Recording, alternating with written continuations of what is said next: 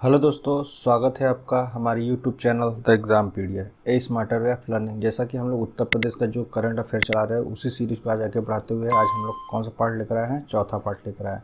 तो इस सीरीज़ का जो नाम है जाने यूपी को। तो आप इससे पहले देख लिए होंगे जितने भी महत्वपूर्ण योजना था हमने उसके बारे में चर्चा कर लिया है। यदि आपको इस वीडियो का PDF चाहिए तो आप हमारे टेलीग्राम पर जाइए, वहाँ से डाउनलोड कर सकते हैं। और ये हमारा जो है चौथा पार्ट है। आइए आज हम देखते हैं आज हम लोग क्या पढ़ने वाले हैं। आज हम लोग पढ़ने वाले हैं पुरस्कार के बारे में। तो यूपी में जो पद्म पुरस्कार दिया गया है 2021 का भी है, कुछ जो 2021 के लास्ट में जो बताया गया तो उस वो महत्वपूर्ण है, इसी वजह से ये 2021 भी बहुत ज़रूरी है। और साथ में हम 2022 में जो पुरस्कार मिला है पद्म पुरस्कार उसके बारे में भी चर्चा करेंगे। तो ये आप देख सकते हैं यूपी महिला शक्ति नारी सम्मान किसको दिया गया है, उत्तर प्रदेश सरस्वती सम्मान किसे दिया गया है। तो ये एक करके हम पूरे जो है पुरस्कार जो है यूपी के, यानी जो यूपी एग्ज़ाम के लिए है सबसे महत्वपूर्ण है, उनके बारे में हम लोग चर्चा करेंगे। तो हमारा जो सबसे पहले है ये देखते हैं यूपी पद्म पुरस्कार 2021 के बारे में। भारत सरकार देश के नागरिकों को उनके असाधारण कार्यों के लिए हर साल रिपब्लिक डे यानी 26 जनवरी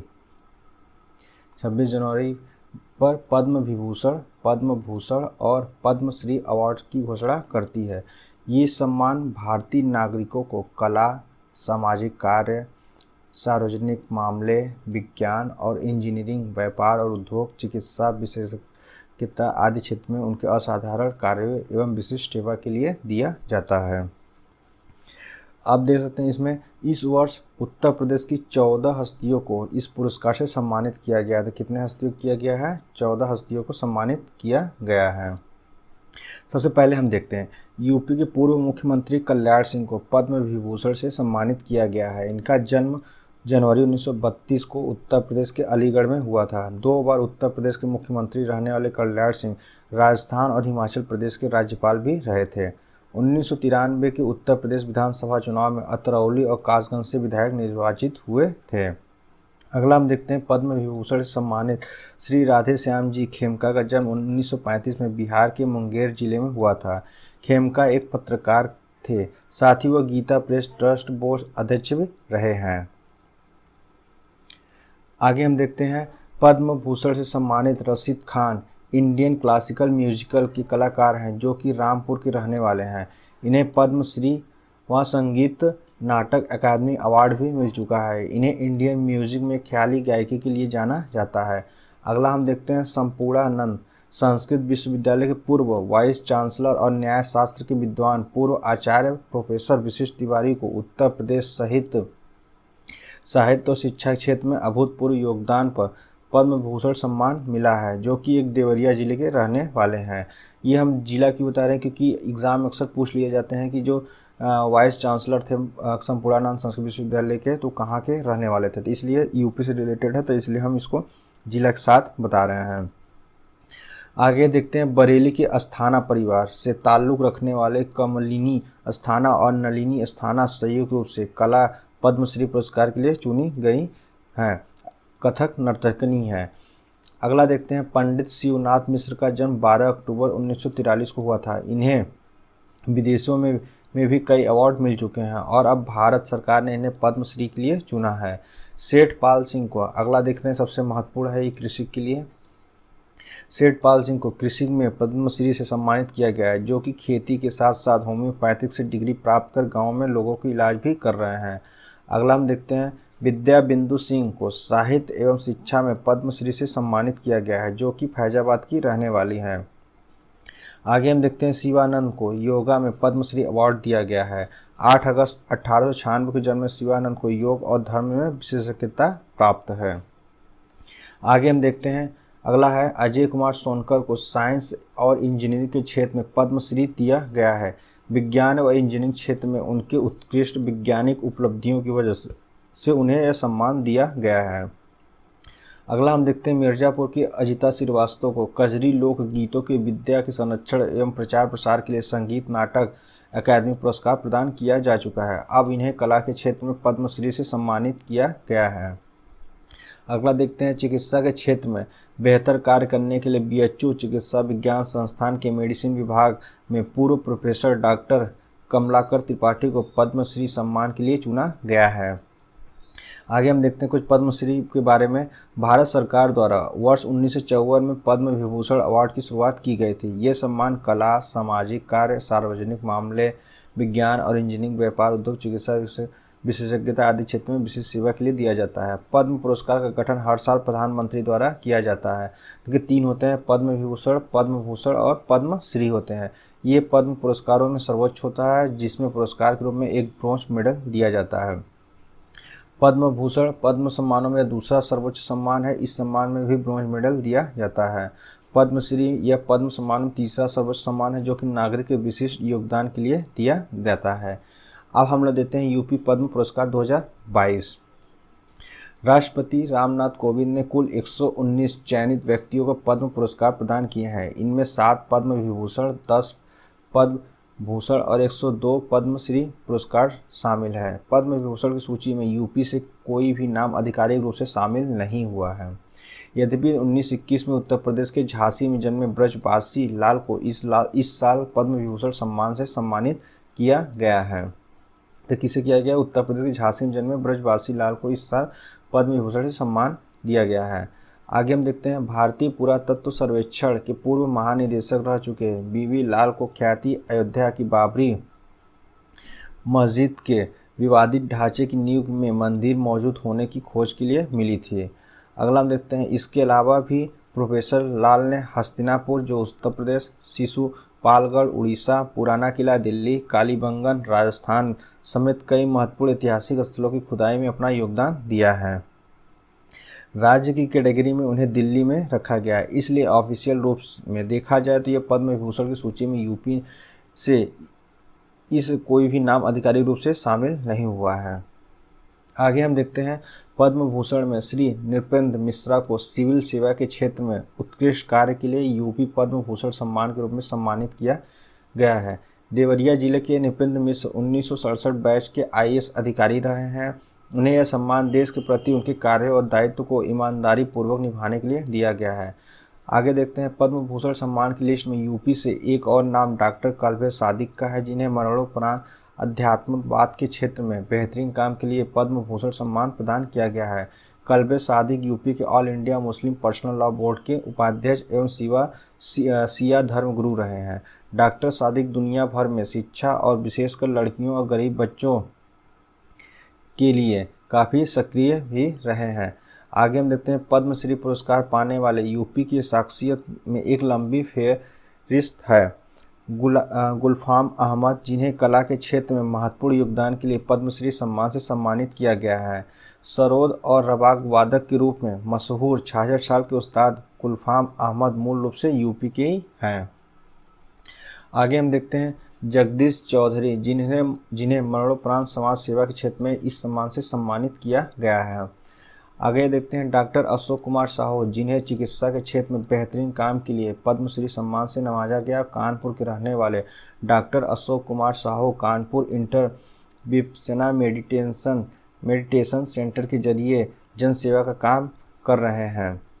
आचार्य रामचंद्र शुक्ल, जिन्हें साहित्य और शिक्षा क्षेत्र में उत्कृष्ट काम के लिए सम्मान से सम्मानित किया गया है। 89 साल की उम्र में भी आचार्य रामयत्न शुक्ल नई पीढ़ी संस्कृत से जोड़ने की मुहिम चला रहे हैं। रामचंद्र ने रामयत्न शुक्ल, गलती से बोला गया। आगे हम देखते हैं, सुधा हरिनारायण सिंह, जिन्हें खेल के क्षेत्र में देश का नाम रोशन करने के लिए पद्मश्री सम्मान से नवाजा गया है। रायबरेली की रहने वाली सुधा हरिनारायण सिंह अंतर्राष्ट्रीय एथलीट हैं। इस पुरस्कार को पाने वाली सुधा यूपी की दूसरी ऐसी खिलाड़ी बन गई हैं जिन्हें अर्जुन पुरस्कार के साथ पद्मश्री पुरस्कार भी मिला है। आगे देखते हैं, चंद्रशेखर सिंह का जिन्हें कृषि के क्षेत्र में उत्कृष्ट काम के लिए इस सम्मान से सम्मानित किया गया है। लगातार किसानों की आय और फसल की गुणवत्ता पर काम करने वाले चंद्रशेखर सिंह ने धान, गेहूं, अरहर और चना के बीज पर लगातार प्रयोग कर किसानों के लिए अच्छी किस्म की विकसित की है। ताजनगरी की शिक्षाविद और हिंदी साहित्यकार डॉक्टर उषा यादव, जिन्हें साहित्य और शिक्षा के क्षेत्र में उत्कृष्ट काम के लिए इस सम्मान से सम्मानित किया गया है। अब हम अगला देखते हैं, कौन सा? यूपी महिला शक्ति नारी सम्मान। यूपी की 2 महिलाओं साहित्यकार डॉक्टर नीरजा माधव और आरती राणा को नारी शक्ति पुरस्कार से सम्मानित किया गया है। साहित्यकार डॉक्टर नीरजा माधव को यह पुरस्कार ट्रांसजेंडरों और तिब्बती शरणार्थियों के लिए किए गए विशेष लेखन कार्य, जबकि आरती राणा को थारू जनजाति की महिलाओं के उत्थान के लिए दिया गया है। नारी शक्ति पुरस्कार महिला और बाल विकास मंत्रालय द्वारा 1999 से दिया जा रहा है। नारी शक्ति पुरस्कार में 2 लाख रुपए की नकद पुरस्कार राशि व्यक्तियों एवं संस्थानों को एक प्रमाण पत्र दिया जाता है। ये पुरस्कार महिलाओं को निर्णय लेने की भूमिकाओं में भाग लेने के लिए प्रोत्साहित करने के लिए पारंपरिक और गैर पारंपरिक क्षेत्रों में महिलाओं के कौशल को बढ़ावा देने के लिए, ग्रामीण महिलाओं को मूलभूत सुविधा प्रदान के लिए, विज्ञान और प्रौद्योगिकी, खेल, कला, संस्कृति जैसे गैर पारंपरिक क्षेत्रों में महिलाओं को बढ़ावा देने के साथ ही ये पुरस्कार सुरक्षा, स्वास्थ्य, शिक्षा, महिलाओं के सम्मान की दिशा में काम करने वाले व्यक्तियों को दिया जाता है। यह पुरस्कार कुल 6 श्रेणियों में दिया जाता है। तो कितने श्रेणियों में दिया जाता है? ये कुल 6 श्रेणियों में दिया जाता है। इनमें पहला देवी अहिल्याबाई होलकर सम्मान, जिसे 18वीं शताब्दी की मालवा शासिका के नाम पर दिया जाता है। कितने कैटेगरी में दिया जाता है? 6 में दिया जाता है। पहला है देवी अहिल्या होलकर सम्मान। दूसरा है कन्नगी सम्मान, जिसे वेदों शास्त्रों की ज्ञाता कही जाने वाली प्रसिद्ध तमिल स्त्री कन्नगी के नाम से दिया जाता है। तीसरा है माता जीजाबाई सम्मान। ये सम्मान वीर शिवाजी की माता जिन्होंने 17वीं शताब्दी में मराठा साम्राज्य की नींव डाली थी, उनके नाम पर दिया जाता है। चौथा रानी गौडिल्य जेलियांग सम्मान। रानी गौडिल्य 20वीं शताब्दी की नागा महिला स्वतंत्रता सेनानी थी। पांचवा है झांसी की रानी लक्ष्मीबाई सम्मान। छठा पुरस्कार रानी रुद्रमा देवी सम्मान के रूप में दिया जाता है, जो 13वीं शताब्दी में काकतीय वंश की महिला शासक थी। अब देखते हैं उत्तर प्रदेश में सरस्वती सम्मान। उत्तर प्रदेश में सरस्वती सम्मान के बिरला फाउंडेशन ने प्रसिद्ध कवि और साहित्य होगा साहित्यकार प्रोफेसर रामदरस मिश्र को उनके कविता संग्रह मैं तो यहाँ हूँ, कविता याद रखिएगा कौन सा है, मैं तो यहाँ हूँ, के लिए प्रतिष्ठित सरस्वती सम्मान 2021 से सम्मानित किया गया है। साल 2011 में व्यास सम्मान से सम्मानित किया गया। साल 2015 में साहित्य अकादमी पुरस्कार से और सब साल 2021 के लिए इन्हें सरस्वती सम्मान से सम्मानित किया जा रहा है। तो कौन सा है इनका कविता? मैं तो यहाँ हूँ। आगे हम देखते हैं सरस्वती सम्मान के बारे में थोड़ा हम लोग और जान ले। कब स्थापित होता? तो 1991 में स्थापित होता। प्रतिवर्ष किसी भारतीय नागरिक द्वारा भारतीय संविधान की 8वीं अनुसूची में दर्ज भाषाओं में पिछले 10 साल के अंदर प्रकाशित उत्कृष्ट साहित्यिक कृति को यह पुरस्कार दिया जाता है। इस पुरस्कार में एक प्रशस्ति पत्र, एक पट्टिका और 15 लाख का नकद पुरस्कार दिया जाता है। तो स्मार्ट सिटी के बारे में पढ़ लें। स्मार्ट सिटी के बारे में हम लोग थोड़ा देख लेते हैं क्या है। देश के 100 शहरों के निर्माण के लिए एक शहरी विकास कार्यक्रम है। इस योजना को प्रधानमंत्री नरेंद्र मोदी ने 25 जून 2015 को, ध्यान रखिएगा डेट, 25 जून 2015 को भारतीय शहरों को विश्व स्तरीय शहरों की तरह विकसित करने के लिए लॉन्च किया गया था। स्मार्ट सिटी मिशन में कुछ मुख्य बुनियादी चीज़ें हैं, जैसे कि पर्याप्त पानी की आपूर्ति, सुनिश्चित बिजली की आपूर्ति, स्वच्छता, शहरी गतिशीलता और सार्वजनिक परिवहन। किफ़ायती आवास इसमें शामिल है। इसमें ई गवर्नेंस और नागरिक भागीदारी, टिकाऊ पर्यावरण, मजबूत आईटी कनेक्टिविटी और डिजिटलाइजेशन, सुशासन और साथ ही नागरिकों की सुरक्षा, विशेष रूप से महिलाओं, बच्चों और बुजुर्गों के स्वास्थ्य और शिक्षा भी शामिल है। अब हम लोग देख लेते हैं स्मार्ट सिटी अवार्ड में यूपी का क्या स्थान है। स्टेट अवार्ड कैटेगरी में उत्तर प्रदेश को पहला स्थान दिया गया है। तो कौन सी कैटेगरी में? स्टेट अवार्ड कैटेगरी में उत्तर प्रदेश को पहला स्थान मिला है, जबकि मध्य प्रदेश को दूसरा, तमिलनाडु को तीसरा स्थान दिया गया है। वाराणसी स्मार्ट सिटी को कोरोना काल में श्रेष्ठ कार्य के लिए कोविड इनोवेशन अवार्ड दिया गया है। सिटी अवार्ड कैटेगरी के द्वितीय चरण में भी वाराणसी का नाम शुमार है। वहीं smart city leadership award category में वाराणसी दूसरे स्थान के साथ शामिल है। जल संरक्षण के लिए क्रियान्वयन परियोजनाओं भी वाराणसी को देहरादून के साथ संयुक्त अवार्ड मिला है। स्मार्ट सिटी लिस्ट में शामिल उत्तर प्रदेश के अन्य शहर, उत्तर प्रदेश के कुल 12 शहर शामिल है। इसमें मुरादाबाद, अलीगढ़, सहारनपुर, बरेली, झांसी, कानपुर, प्रयागराज, लखनऊ, वाराणसी, गाजियाबाद, आगरा और रामपुर शामिल है। आगे हम देखते हैं कृषि के लिए यूपी को सर्वश्रेष्ठ राज्य का पुरस्कार। यूपी को कृषि के लिए 2021 में सर्वश्रेष्ठ राज्य पुरस्कार मिला है। यूपी को 2021 का best state for agriculture award agriculture today group की ओर से आयोजित हुए 12वें एग्रीकल्चर लीडरशिप कॉन्फ्रेंस के दौरान दिया गया।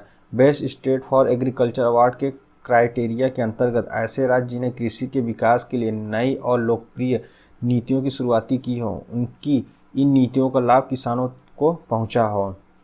कृषि में निवेश को बढ़ावा देने, कृषि के लिए संस्थानों का निर्माण करने वाले या कॉर्पोरेट्स को आमंत्रित कर रहे हैं, कृषि के विकास के लिए प्रमोशन करने वाले राज्य को best state for agriculture award के लिए चयनित किया गया है।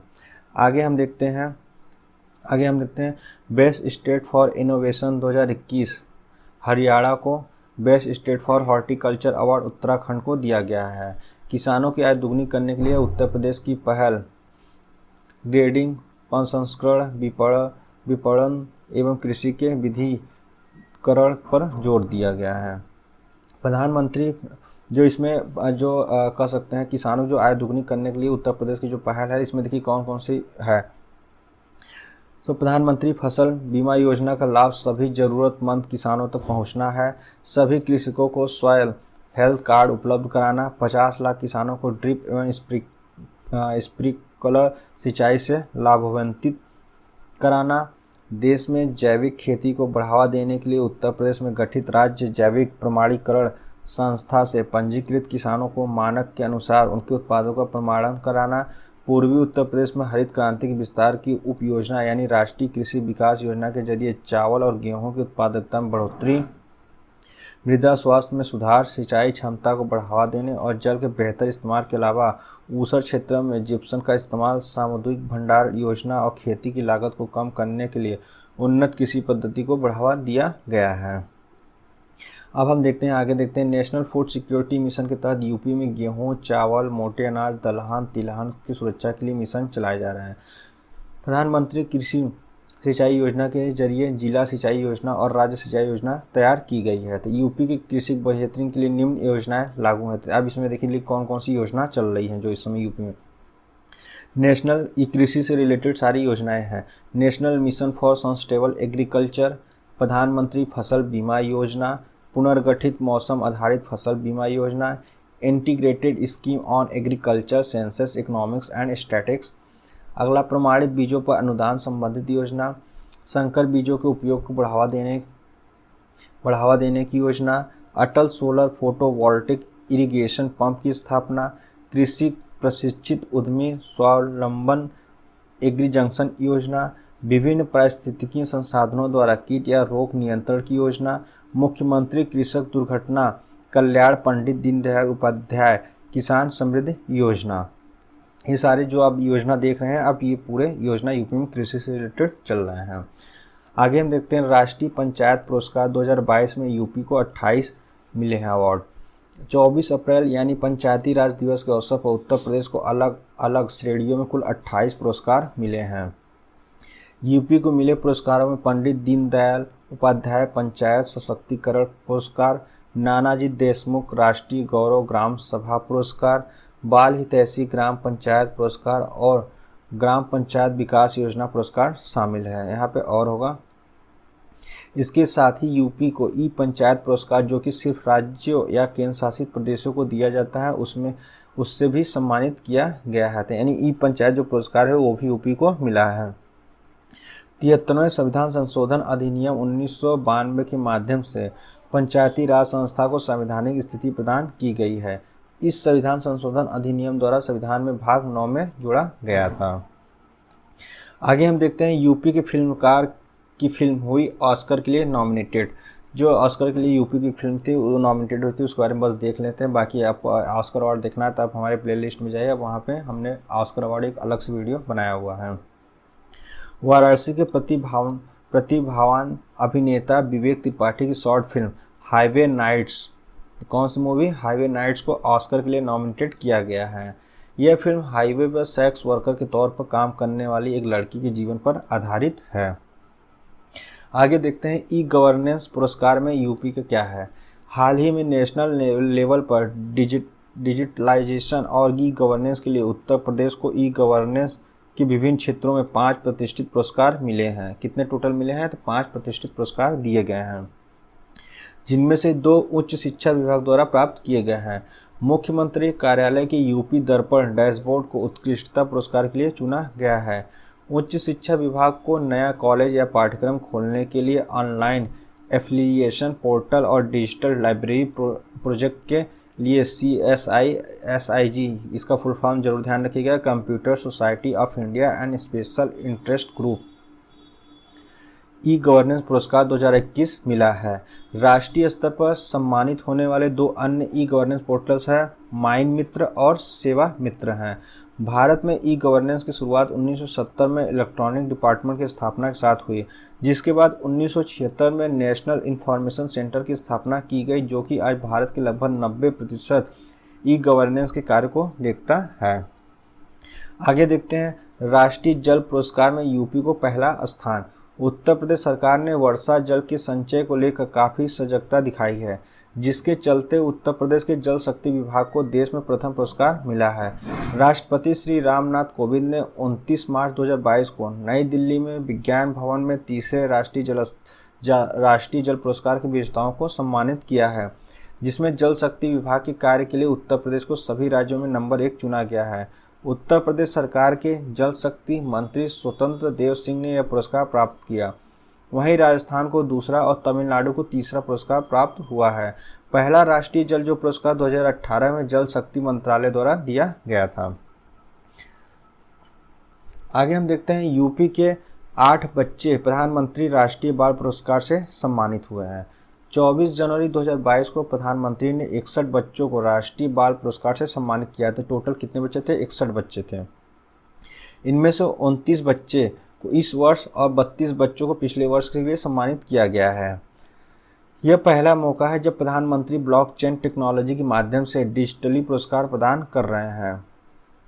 प्रधानमंत्री राष्ट्रीय बाल पुरस्कार भारत रहने वाले 5 वर्ष से अधिक और 18 वर्ष तक के बच्चों को नवाचार, शैक्षिक उपलब्धि, खेल, कला एवं संस्कृति, समाज सेवा, बहादुरी जैसे 6 क्षेत्रों में असाधारण क्षमता, उत्कृष्ट उपलब्धि हासिल करने पर एक मान्यता के तौर पर दिया जाता है। राष्ट्रीय बाल पुरस्कार की शुरुआत 1996 में की गई थी। प्रत्येक पुरस्कार विजेता को पदक तथा नकद पुरस्कार दिया जाता है। वर्ष 2018 में इस पुरस्कार का नाम बदलकर बाल शक्ति पुरस्कार रखा गया तथा इसे बहादुरी के क्षेत्र में बच्चों की उपलब्धियों को भी शामिल किया गया है।